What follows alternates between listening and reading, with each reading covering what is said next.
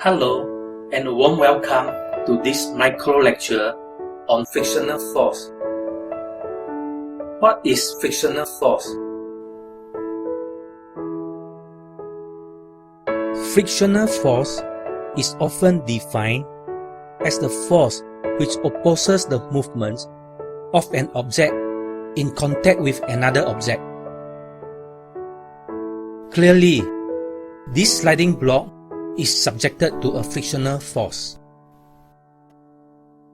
In this scenario, the wooden block does not move.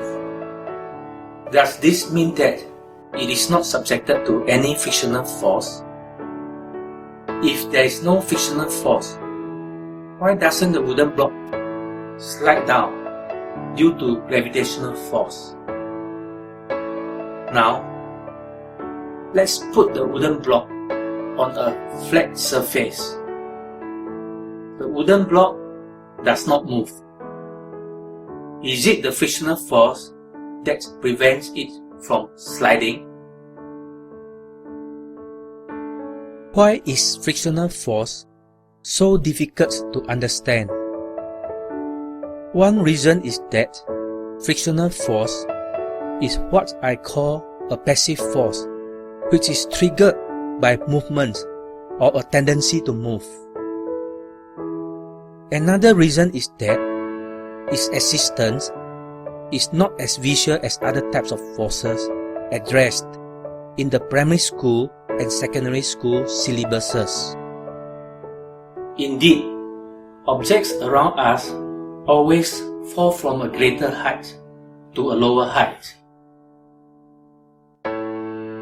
And this demonstrates clearly the effects of gravitational force. Using a magnet to attract paper clips directly illustrates the presence of magnetic force.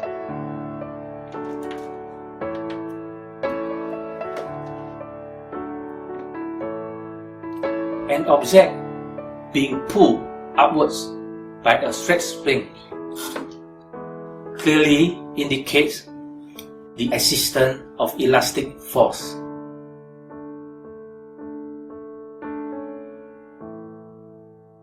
Even if an object at rest is subjected to a frictional force, the effects of it is definitely not as visual as the effects of some other types of forces.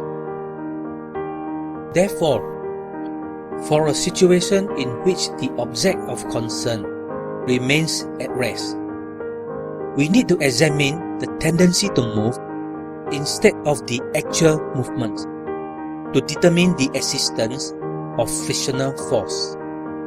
It exists if there is a tendency to move. Let us carry out a simple experiment using this block, which has four surfaces of identical area.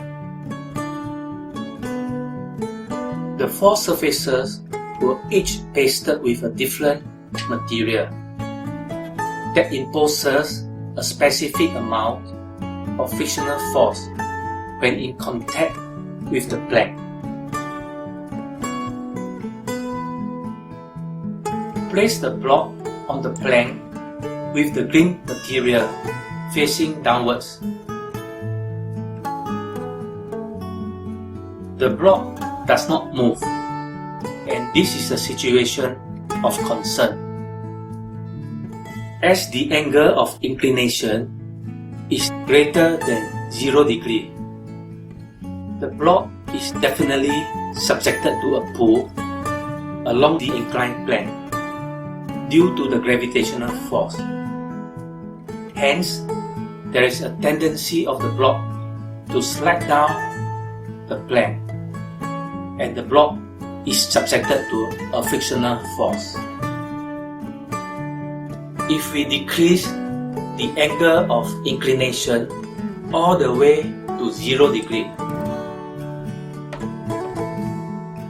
the block is still subjected to the pull of the gravitational force, but the pull is vertically downwards Definitely not along the inclined plane.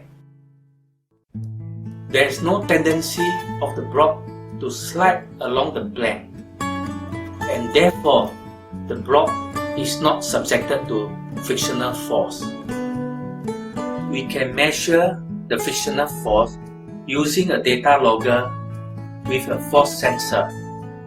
Here, we shall carry out such measurement to confirm whether the frictional force imposed by the green material is larger than the white material. Place the wooden block on top of the cut. Since the cut has wheeled, the frictional force between the cut and the plank is very small. Once I tap the cut lightly, it starts moving. Look, I can make the cut move by pulling only the wooden block without touching the cut. What is the force that caused the cuts to move? Is it the pulling force that I applied? Not really, since I did not touch the cut at all. The correct reason is that the wooden block placed on top of the cut has a tendency to move ahead of the cut.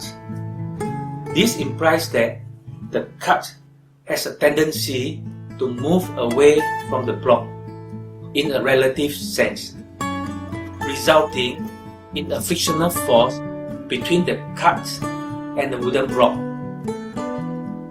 It is this frictional force that enables me to pull the cut without contacting it. Now, attach the cut to the force sensor secured on the plank.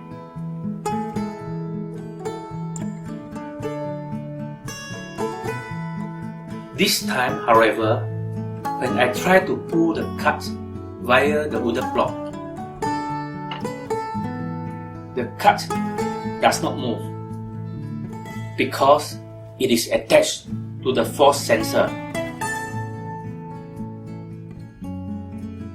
Instead, it is the wooden block on top of the cut that moves.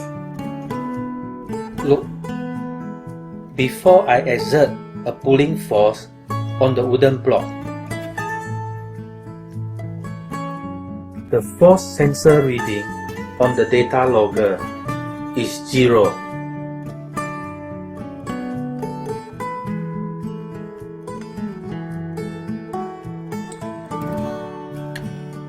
When I apply a little force to pull the wooden block still does not move. But the force reading on the data logger is greater than 0. What does this reading represent? Well, let me explain. When the wooden block is pulled in this way, the frictional force which arises between the cut and the wooden block will be completely cancelled out by the force sensor secured on the plank. Otherwise, the cut would have moved.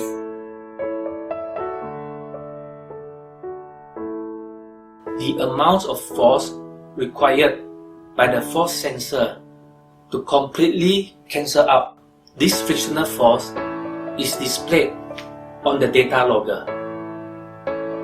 In other words, the force reading represents the amount of frictional force between the cut and the wooden block. If I increase the amount of pulling force, the reading on the data logger also increases until the point at which the wooden block starts to move, which is precisely the moment when the frictional force reaches its maximum value.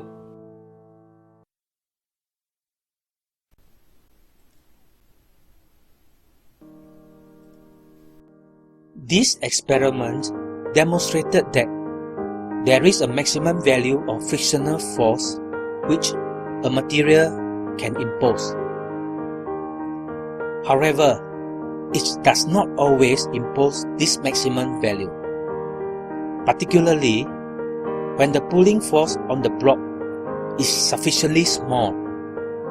The material will impose a frictional force smaller than the maximum value, but just enough to prevent the block from sliding. As the pulling force is gradually increased, the frictional force imposed by the material increases accordingly until it reaches the maximum value.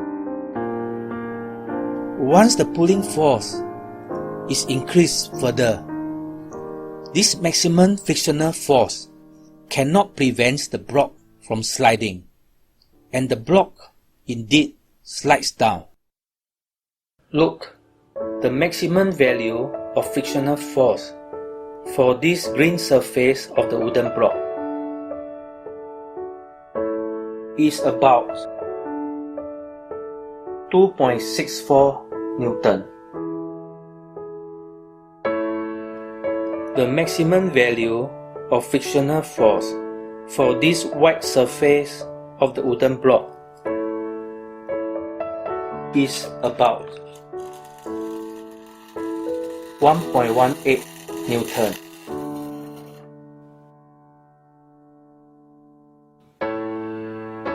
This confirms that the frictional force imposed by the green material is indeed much greater than the white material.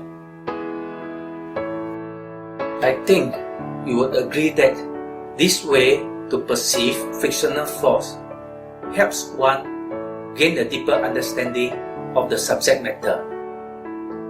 I hope you also find this way to measure the amounts of frictional force enriching. Thank you very much for your attention.